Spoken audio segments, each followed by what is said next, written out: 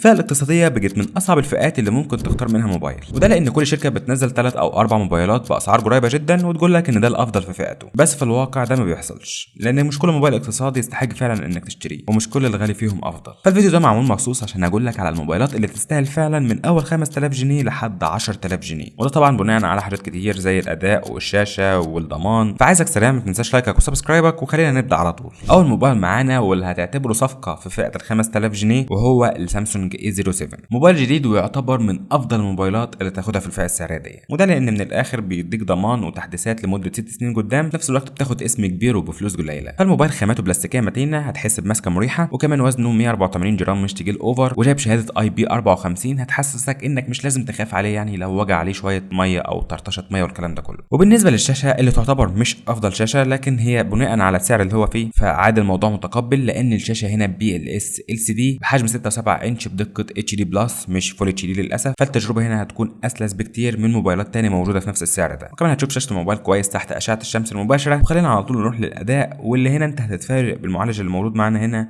وهو الهيليو G99، وده نفس المعالج اصلا اللي موجود في A16 وكمان في A17 اللي هنرشحه كمان شويه. فمن الاخر انت هتاخد استخدام يومي سلس، وكمان سوشيال ميديا بقى يوتيوب او شويه العاب على اعدادات بسيطه كده. فالموبايل هيقدم معاك مرتاح لو انت استخدامك خفيف، وكمان لو انت ما بتحبش تلعب فالموبايل ده هيكون يعني صفقه ممتازه وهيعيش معاك ال6 سنين مرتاح. لكن برضو لو ليك في الالعاب والكلام ده كله فحب اقول لك ان الموبايل ده بيلعب ببجي اصلا 60 فريم. ده اول موبايل نشوفه من سامسونج في فئه سعريه زي دي بيكون بيلعب ببجي بالفريمات دي. فخلينا على طول هنا نروح للكاميرات، واللي هتلاقي شكلها بدا ياخد الستايل الجديد لشكل الكاميرات اللي هو يعني الفريم اللي حوالين العدسات ده، فيعتبر مفيش تغيير كبير في الديزاين ككل يعني. فعندك الكاميرا الاولى طبعا دي 50 ميجا بكسل ودي طبعا الكاميرا الاساسيه، وعندك الكاميرا الثانيه 2 ميجا بكسل ودي الكاميرا بتاعه العزل. لكن لما نروح للكاميرا السيلفي فهتلاقيها هنا 8 ميجا بكسل. وبشكل عام فانت هتلاقي صور النهار طالعه بشكل محترم، لكن صور الليل مش هتكون افضل حاجه معاك. وبالنسبه لتصوير الفيديو فانت هتقدر هنا تصور لحد فول اتش دي 60 فريم في الثانيه، فهيمشي معاك الدنيا لو بتحب تصور فيديوهات. نروح بقى للبطاريه واللي هنلاقيها 5000 ملي امبير اور وبسرعه شحن 25 واط، ودي طبعا نقطه قويه جدا لان البطاريه بتكمل اليوم مرتاح. فباختصار انت واخد ماركه وكمان معاك تحديثات لمده طويله 6 سنين وبطاريه كبيره وشحن 25 واط، وكمان منفذ USB طبعا موجود في العلبه، والبصمه بتاعته في الباور. والعيوب بتاعته انه ما فيهوش NFC والشاشه HD بس مش فول HD، وللاسف ان الراس مش موجوده في العلبه ما فيهاش غير وصله الشحن بس، ما فيهاش ولا جراب ولا راس شاحن ولا سكرين بروتكتور. النسخه ال 64 مع 4 رام فدي ب 4800 جنيه، والنسخه ال 128 مع 4 فدي ب 5700 جنيه، والنسخه ال 128 مع 6 فدي ب 6300 جنيه. خلينا على طول بقى ننتقل للموبايل الثاني وهو الانفينكس هوت 50 اي. الهوت 50 اي هنا حلو للناس اللي بتحب تجربه سلسه من غير ما تدفع كتير، يعني الشكل هتلاقيه يعني شبابي شويه، والحاجه اللي هتفرق معاك شويه وهي ان الشاشه هنا 6.7 انش HD بلس IPS لكن جايه 120 هرتز، بتلعبك طبعا ببجي 60 فريم مرتاح. فحركات السوفت وير والتاتش هنا هتلاقيها سلسه معاك جدا، ده غير ان سطوعها مقبول وهتشوفها كويس الى حد ما تحت اشعه الشمس. ولما نروح للاداء فهنلاقي الموبايل ده جايب معالج الهيليو G81 طبعا بمعماريه 12 نانو، فهتلاقيه مش موفر معاك في الطاقه بشكل كبير، لكن كمجمل كاداء عام يعني هتاخد اداء عملي كويس للاستخدام اليومي ولو شويه العاب خفيفه. وزي ما قلت لك انه بيلعب ببجي 60 فريم. ولما نشوف كاميرات الموبايل ده فانت هتلاقي عندك الكاميرا الاساسيه طبعا جايب مستشعر من سوني وهي 48 ميجا بكسل، وعندك كمان كاميرا اضافيه مسمينها عدسه مساعده. اما بالنسبه للكاميرا الاماميه فهي جايه 8 ميجا بكسل، وبرده زي ما قلت لك ان في الفئه دي عموما هتاخد صور كويسه الى حد ما بس تحت اشعه الشمس او في النهار، لكن في الصور الليليه هتحتاج تكون تحت مصدر اضاءه كويس. كمان عندك في الموبايل ده مدخل السماعه 3.5 مللي اللي مش بنشوفه اصلا في اي موبايل بينزل الفتره دي، لكن انفينكس لسه معهاش هنا شويه مع الجوده. والموبايل جايب سماعات ستيريو، وكمان عندك البطاريه 5000 ملي امبير اور وجايب سرعه شحن 18 واط، وطبعا بيدعم الشحن العكسي بس ما رشحش انك تشحن شحن عكسي يعني. وطبعا عندك كل مكملات الموبايل جايه في العلبه زي الجراب والسماعه والسكرينه وكمان راس الشاحن، فحتى السماعه حاطينها لك في العلبه بعكس شركات تاني لا تعال ذكر اسمها. عيوبه اللي ممكن ما تتقبلهاش شويه وهي ان الشاشه HD بلس بس، فده هيكون مؤثر شويه تحت اشعه الشمس. الحواف برضو كبيره شويه ومفيش مايك تاني لعزل الدوشه، لكن مميزاته برضو نقطه قوه في سعره زي ان الشاشه هنا 120 هرتز ومعاك بطاريه 5000 ملي امبير اور والشاحن جوه العلبه ومعاك سماعات ستيريو، والسعر منافس في الفئه السعريه دي. وده لان عندك هنا نسختين، النسخه ال 128 مع 6 رام فدي بسعر 5400 جنيه، والنسخه ال 256 مع 8 رام فدي بسعر 6000 جنيه، والنسختين ضمان محلي يعني زيرو ضريبه. لحد هنا لو انت عايزني اختار لك ما بين الاي 07 والهوت 50 اي على حسب استخدامك انت فابعت لي في الكومنت اي 07 ولا الهوت 50 اي وهقول لك ايه الانسب ليك. وخلينا على طول نتجه للموبايل الثالث وهو الاونر اكس 6 سي. بعيدا عن الاسم ده الموبايل ده بيعتمد على حاجتين، الشاشه اللي بتخليك تشوفها كويس جدا تحت اشعه الشمس،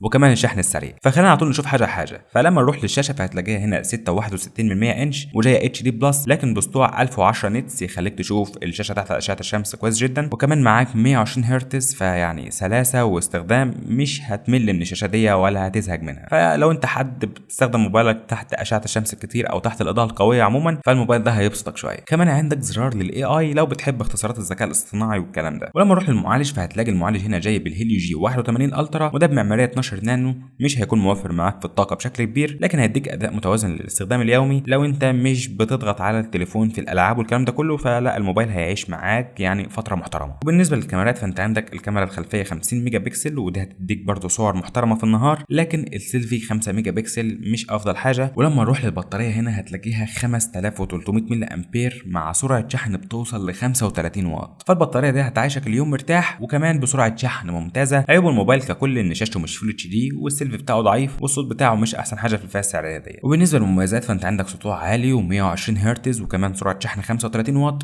وبطاريه كبيره 5300 ملي امبير، وكمان عندك مقاومه للموبايل اي بي 64، ودي مقاومه محترمه مش بنشوفها في موبايلات كتير بالسعر ده. وعندك منه نسختين هنا، النسخه ال 128 مع 6 رام فدي بسعر 5800 جنيه، والنسخه ال 256 مع 6 رام فدي بسعر 6400 جنيه. بعد كده هنرجع تاني لشركه انفينكس، وهنروح برضه للانفينكس هوت 50 العادي ال 4 جي، وده اللي بيحسسك ان انفينكس بدات تبقى خطيره فعلا في الفئه الاقتصاديه العليا، وكمان مع 120 هرتز فهتاخد شاشه محترمه من الاخر. تشوف بقى عليها مسلسلات او هتلعب عليها العاب، فالشاشه هتتبسط منها. هي عيبها بس انها اي بي اس مش اموليد. لكن لما نروح للاداء فهتلاقي ان المعالج هنا جاي من الهيليو جي 100، وده بمعماريه 6 نانو موفر معاك في الطاقه، وده بيقدم لك اداء قوي نسبيا عن الهيليو جي 99، وبيشغل لك ببجي 60 فريم لو انت بتلعب العاب يعني، وكمان هيعيشك بقى سوشيال ميديا او استخدام يومي بشكل مرتاح جدا. وبالنسبه للكاميرات فانت عندك الكاميرا الاساسيه ال 50 ميجا بكسل، ودي جايه بمستشعر من سامسونج، وكمان عندك الكاميرا الاماميه 8 ميجا بكسل مع فلاش امامي. ففي المجمل برضه هتاخد تصوير في النهار كويس، لكن يعني في الليل مش افضل حاجه. والموبايل بيدعملك انك تصور فيديو لحد 2K، واهم حاجه طبعا لو انت من مستخدمين ال NFC فالموبايل ده بيدعملك NFC عادي جدا، ودي حاجه مش بنشوفها اصلا في موبايلات كتير في الفئه السعريه دي. والبطاريه عندك هنا 5000 ملي امبير اور، وكمان عندك سرعه الشحن هنا بتوصل ل 18 واط زي اخوه الانفينكس هوت 50 اي، وبيدعم برضه الشحن العكسي. ونقاط القوه هنا انك عندك طبعا شاشه 120 هرتز فول اتش دي بلس، ومعالج هيليو جي 100 يعتبر الافضل في الفئه بتاعته، وكمان عندك NFC وكاميرا خلفيه كويسه، والعلبه بتاعته متكامله فيها راس الشاحن والجراب والسكرين والسماعات. من الاخر مش هتدفع جنيه زياده عليه. اما عيوب الموبايل ده فسرعه الشحن برضه لحد دلوقتي انا حاسسها مش افضل حاجه اللي هي ال 18 واط، وكمان ما عندكش مايك لعزل الدوشه زي الهوت 50 اي، والسيلفي مش هتاخد منه افضل تفاصيل. وبالنسبه لسعره فانت عندك هنا منه نسختين، النسخه ال 128 مع 8 فدي بسعر 6800 جنيه، والنسخه ال 256 مع 8 فدي بسعر 7200 جنيه. فلو نفسك في شاشه حلوه واداء افضل من النص الثاني من السوق فالهوت 50 4 جي هيقدم لك قيمه مقابل سعر فعلا. نسيب انفينكس ونرجع تاني لسامسونج، وهنا هرجع لك برضه بموبايل جديد لسه نازل من مده من سامسونج، ما دلهوش يعني اسبوعين ولا حاجه في السوق، وهو السامسونج A17 4G. اللي بيميز A17 هنا ان سامسونج مش بس بتوفر لك مواصفات، لكن هي تديك تجربه شاشه عالميه. انت عندك الشاشه هنا جايه سوبر اموليد 6.7 انش فول اتش دي بلس، يعني من الاخر انت مش محتاج معاها اي حاجه. وفوق ده كله انت عندك الشاشه هنا 90 هرتز، ودي يعني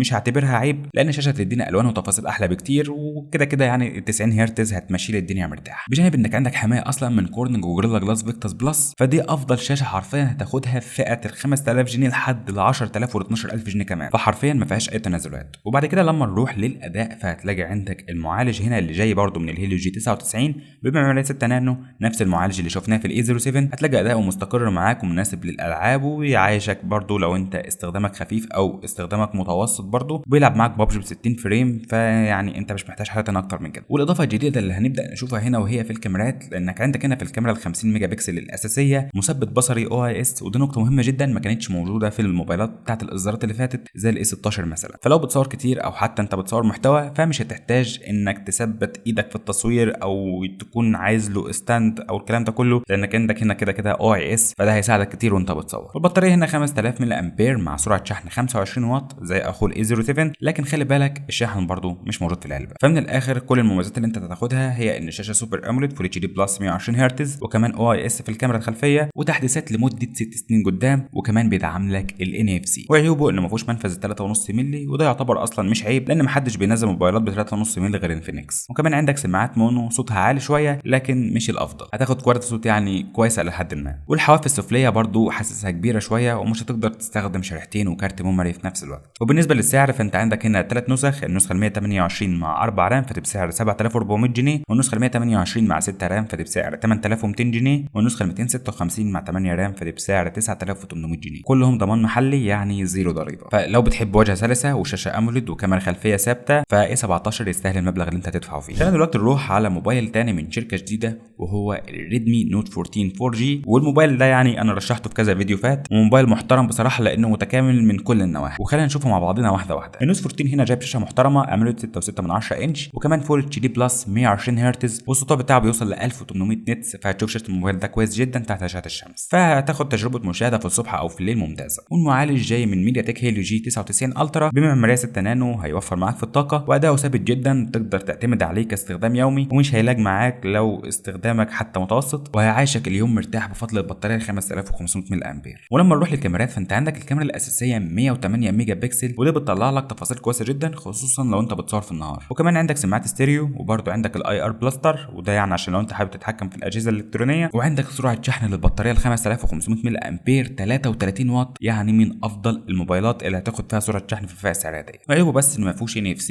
وانه يعتبر لسه مازال على اندرويد 14. وعندك منه 3 نسخ، النسخه ال 128 مع 6 رام فدي بسعر 9000 جنيه، والنسخه ال 128 مع 8 رام فدي بسعر 9400 جنيه، والنسخه الاخيره ال 256 مع 8 رام فدي بسعر 10300 جنيه. فخلينا دلوقتي برضو بعد كل ده اديك الخلاصه علشان تطلع فاهم انت عايز تشتري ايه بالظبط. فخلينا نبدا معاك. لو انت من محب سامسونج وعايز اسم سامسونج عموما وسوفت وير طويل وتحديثات والكلام ده كله، فارشح لك الاي 07 لو انت عايز موبايل اقتصادي، وكمان اي 17 لو انت عايز شاشه اموليد واو اي اس. اما لو عايز شاشه 120 هرتز وبسعر قليل فهتتجه على طول هنا للانفينكس هوت 50 اي، هيقدم معاك استخدامك اليومي او حتى لو انت بتلعب العاب. اما لو عايز سطوع وشحن سريع وحاجه مختلفه عن باقي الشركات اللي قدمناها فهتلاقي عندك الاونر اكس 6 سي، موبايل برده محترم ويعتمد عليه. وارجع تاني للانفينكس واقول لك لو انت عايز شاشه فول اتش دي بلس ومعالج قوي وكمان عندك NFC فارشح لك الانفينكس هوت 50 4G. اما لو انت عايز موبايل متكامل، شاشه اموليد، كاميرا 108 ميجا بكسل، بطاريه 5500 ملي امبير، فارشح لك الريدمي نوت 14، وده برده لان سرعه الشحن بتاعته 33 واط، فيعني الموبايل هيخدمك من كل النواحي. بس كرأي شخصي انا هرشح اكتر سامسونج عموما اذا كان اي 07 او اي 17. انا شايف الموبايلين دول صفقه حرفيا لانهم بيدوك ضمان وتحديثات لمده محترمه، وده بجانب ان المعالجات بتاعتهم كويسه ويعتمد عليها فعلا. فانا عايزك دلوقتي تنزل تحت في الكومنتات وتكتب لي ايه اللي انت عايزه بالظبط. تقول لي مثلا انا بلعب كتير، او انا مثلا بحب اصور كتير وامنتج، ولا انا عايز شاشه بس والكلام ده كله. عرفني كل الحاجات اللي انت عايزها وهرد عليك بالموبايل المناسب ليك. واخيرا ما تنساش تقديرا لمجهود الفيديو ده كله انك تشترك في القناه وتفعل الجرس وتتابع الفيديوهات الجايه اول باول. يعني لو انت عايز تشوف فيديوهات بسعر اعلى من كده فهعمل فيديوهات جايه عن الفئات الاعلى، فتاكد انك مشترك في القناه ومفعل الجرس. وكمان ابعت الفيديو ده لاي حد من اصحابك او اي حد تعرفه عايز يشتري موبايلات الفتره دي. وما تنساش اللايك بتاعك لان ده بينشر الفيديو اكتر. واشوفك الترشيح الجاي.